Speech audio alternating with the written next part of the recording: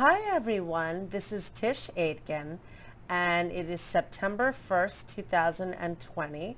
So it is the first day of September, which is pretty amazing in and of itself, and we are right before a full moon in Pisces that takes place on September 2nd at 1:22 a.m. Eastern Daylight Time at 10 degrees and 12 minutes of the mutable water sign of Pisces. And we've been in a very cardinal year of having to get a lot of things accomplished in this unprecedented amount of planets in Capricorn, death and rebirth and restructuring and working within confined restrictions and building character as we forge ahead. And we also have been dealing with Mars in Aries, which is also a cardinal fire sign and has been part of this story since June 7th when Mars entered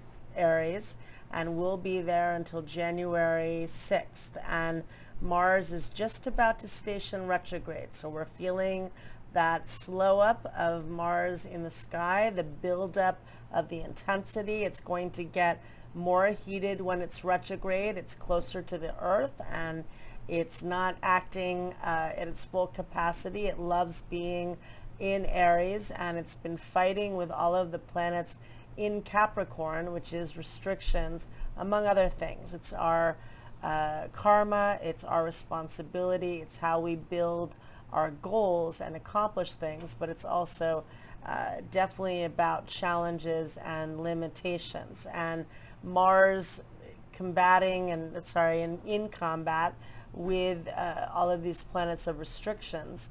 Jupiter, how we expand in Capricorn. The south node of karma was in there up until May 5th, what we're meant to release. Saturn in its rulership, Pluto, the planet of transformation, meeting up with Pluto at the world axis, bringing much change for all of us on a global level. And Mars is in a cardinal fire sign where it loves to be, just as Saturn loves being in Capricorn. Although it challenges us, it rewards us for working hard. And Mars is now about to retrograde. It is a personal planet that happens every 2 years approximately. And it's going to retrograde at 28 degrees of the cardinal fire sign of Aries, and it stations direct on November 13th at 15 degrees of Aries. So it's going to set off the Saturn-Pluto conjunction. It's going to set off, let's see, so it's still clashing with Saturn really till the beginning of October, because Mars is slowing to station retrograde on September 9th, and Saturn is now at the degree at which it stations direct on September 30th at 25 degrees of the cardinal earth sign of Capricorn, the sign it rules. So Mars is in its rulership fighting with Saturn in its rulership, and that feels very restrictive and very, frustrating. And so we're all having to work within these challenges. We have a year of such difficulty in many regards. We're going to have to work with what we have, but also recognizing the anger can become more pronounced. The pain can be more pronounced. What are you going to do to ease yourself into dealing with these challenges?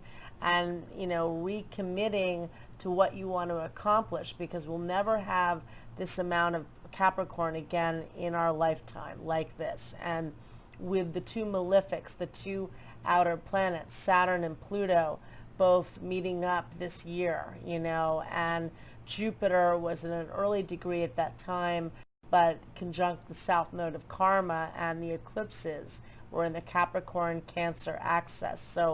So much about rebuilding and collapsing of old structures and traditions, and also building new industries, and some will pivot temporarily, some will pivot permanently as we approach the age of Aquarius, which happens at the end of the year. So, but that's a lot. We still have a lot of work to do to get there. And Mars retrograde now is going to kick off all of that we've been dealing with since the beginning of the year. So it's going to station at 28 degrees of Aries. It already is still clashing with Saturn, that it has been since August 24th, and will be until the beginning of October. It will be clashing with Pluto again in the sky in the beginning of October. Pluto stations direct at the world axis at 22 degrees of Capricorn, triggering that Saturn-Pluto conjunction from the beginning of the year. And then it squares Pluto on October 8th. So that's going to be very combative energy. Now Mars will be retrograde, which is like driving with the brakes on, and that's not a good feeling. And so people will be very charged up. A lot of delays with Mars retrograde, reviewing how you can be more effective, reviewing how you can release anger that is hindering you or causing you challenges, because anger is never a healthy emotion to keep within, and how you can return to habits that are healthy for your expression of passion or anger, or being more physical. Maybe, this year for many of us, we've been tied to our desk or staying in, or depending if you're in a place that's more seasonal or not, staying in colder weather. So how can you be more productive in your habits physically? Are you working out? Are you taking walks, etc.? Other ways of also getting rid of the anger that will be so prominent this fall. And Mars squares Jupiter, the planet of expansion, again on October 19th. They met up in the sky on August 4th, and that's expanding this narrative for all of us. And then Mars squares Pluto a final time on December 23rd, right after the winter solstice. They get close in the sky, right before, and that's also right around when Saturn and Jupiter are exiting Capricorn and entering Aquarius, which will be the age of Aquarius, and moving to a much different model of life, to thinking in alternative ways, to building community, to reaching people in infinite ways, and a technological revolution, among different things that I think will be happening with that. And but we were in an intense summer, and Mars in Aries has been really heating up since the beginning of August. And now, we have a full moon in Pisces that takes place at 1:22 a.m. Eastern Daylight Time at 10 degrees and 12, the mutable water sign of Pisces. And it's right on September 2nd on Eastern Time. Pacific Time would be late at 10:22 p.m. Eastern Time. And this is a very soothing but emotional and sensitive full moon.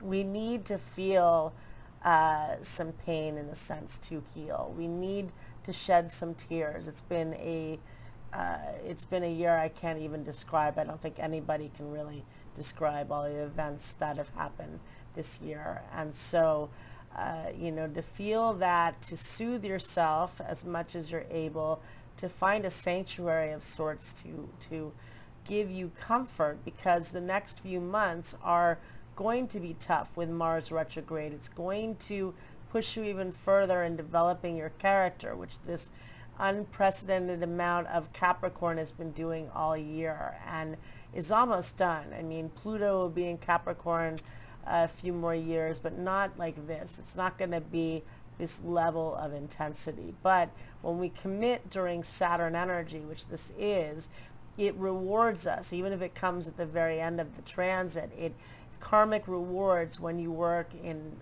from a place of integrity, when you're really working hard, when you're facing lessons that are not pleasant, but dealing with it as best as you can to improve that area and take responsibility. Or if you're letting go of things or people that are impeding your maturation and what you're meant to be doing. So this is a big time, this next few months, to figure out how you can be most effective. And the full moon in Pisces, we've had a lot of fire recently. We've had such a cardinal year. It's about being in the moment and relaxing and restoring. And Mars retrograde means you will need to slow down. You can't stop. You got to keep going. But rethinking your strategy, how you can be most productive before Saturn and Jupiter exit Capricorn, before the end of the year, and well, we're working with Mars until the beginning of the year in Aries, where it loves to be. So use this full moon to release your fears, because Mars in Aries beckons you and wants you to be, is demanding, actually, not even calling you to be courageous, to get things done in a difficult time. And you'll feel it, but it might be harder, it might be more ambivalent right now in the next couple of months while it's retrograde. Don't give up. Keep working. Keep thinking of how you can be even better, at what you're doing after Mars stations direct on the 13th of November. And that's going to be a bigger deal for all of us. And I think one where then, it doesn't clear its shadow to the very beginning of 2021, but it will help us once it's direct.